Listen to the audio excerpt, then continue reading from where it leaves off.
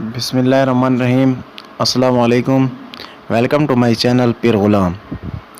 पिछले लेक्चर्स में हमने फोटोसिंथेसिस का ओवरव्यू देखा था और वीडियो नंबर 3 में हम बैकग्राउंड ऑफ फोटोसिंथेसिस देखा था कि किस तरह फोटोसिंथेसिस डिस्कवर हुई।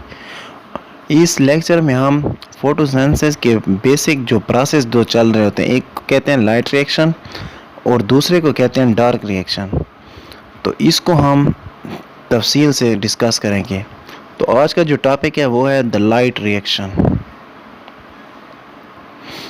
द लाइट रिएक्शन में क्या होता है कि दो फोटो सिस्टम इन्वॉल्व होते हैं। एक को कहते हैं फोटो सिस्टम 2 और दूसरे को कहते हैं फोटो सिस्टम 1।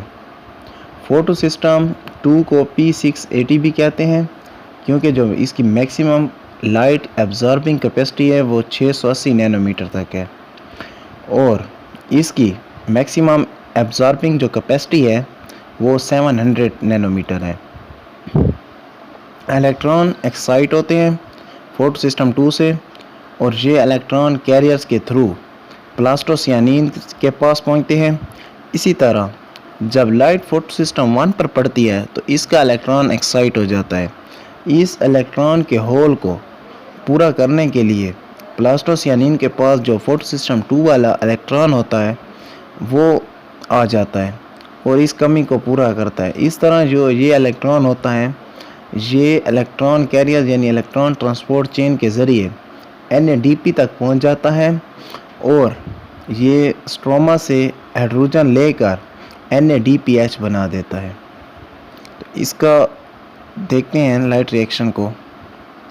पहले लाइट रिएक्शन होता क्या है, यानी जब हम फोटोसिंथेसिस को देखते हैं तो इसमें लाइट एब्जॉर्बिंग पिगमेंट की बहुत ज़्यादा पार्टिसिपेशन होती है।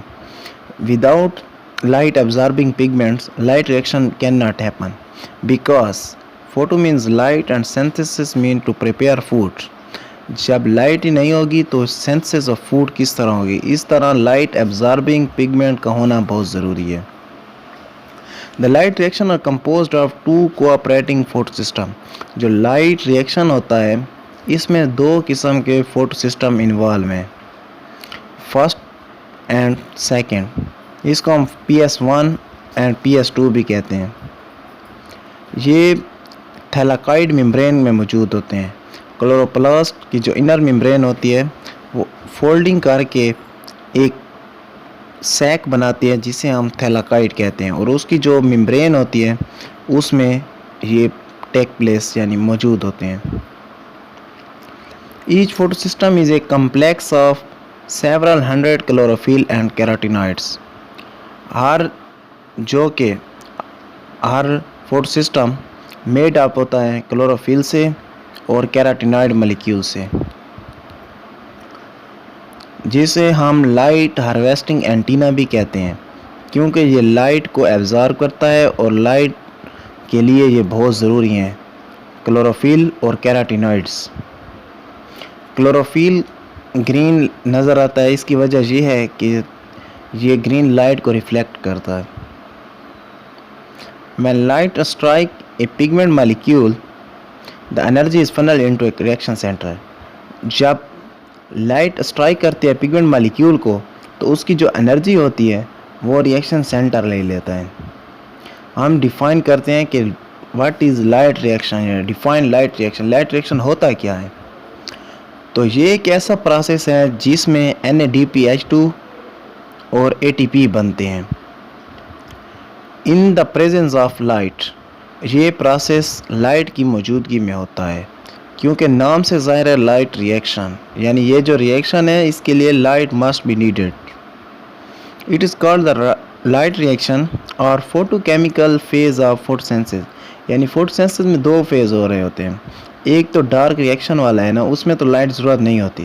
जो दूसरा लाइट रिएक्शन है इसमें फ़ोटो की नीड्स होती है ज़रूरत, तो इसलिए इसे फोटो केमिकल फेज़ कहते हैं। इसको हिल्स रिएक्शन भी कहा जाता है लाइट रिएक्शन को। ड्यूरिंग लाइट रिएक्शन में क्या होता है कि 2 टाइप्स ऑफ इलेक्ट्रॉन फ्लो होते हैं। एक को हम कहते हैं नॉन साइक्लिक इलेक्ट्रॉन फ्लो और दूसरे को कहते हैं cyclic electron flow. Non cyclic electron flow में दो फोटो सिस्टम इन्वॉल्व होते हैं, फोटो सिस्टम 2 भी इन्वॉल्व होता है, फोटो सिस्टम 1 भी इन्वॉल्व होता है। और साइक्लिक इलेक्ट्रॉन फ्लो इसमें सिर्फ PS1 इन्वॉल्व होती है।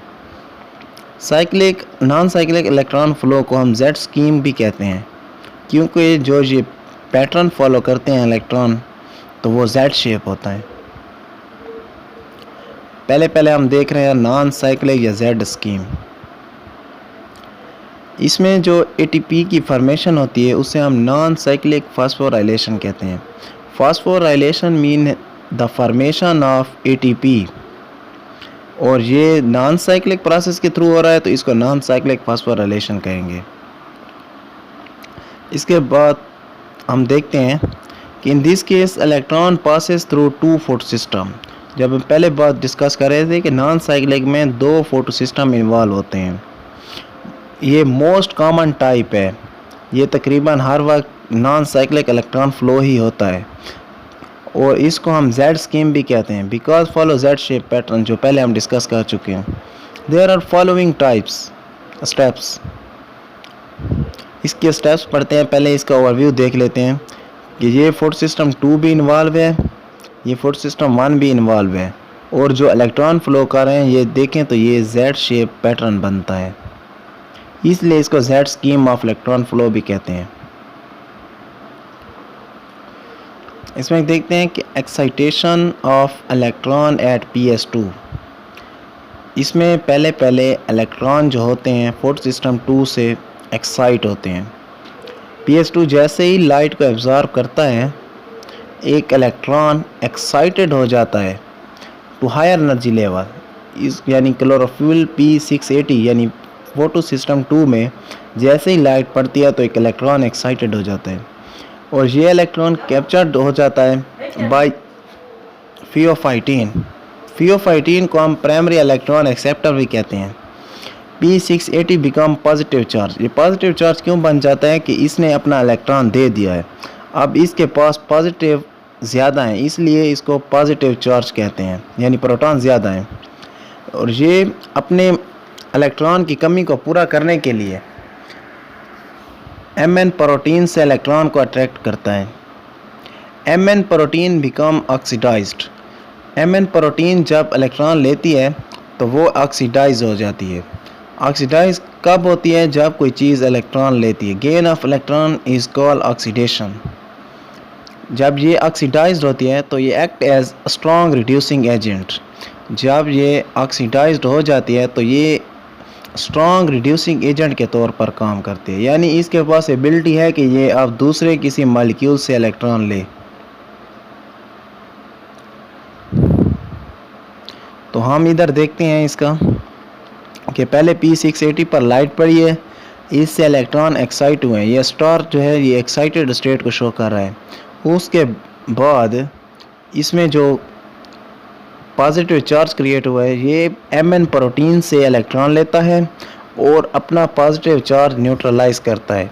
जो Mn प्रोटीन है वो अब ऑक्सीडाइज्ड हो चुकी है और उसके पास हाई रिड्यूसिंग पावर है, वो किसी भी इलेक्ट्रॉन को रिड्यूस कर सकती है। ये टॉपिक कंटिन्यू है, please visit part 2 for next. Press the bell icon on the YouTube app and never miss another update.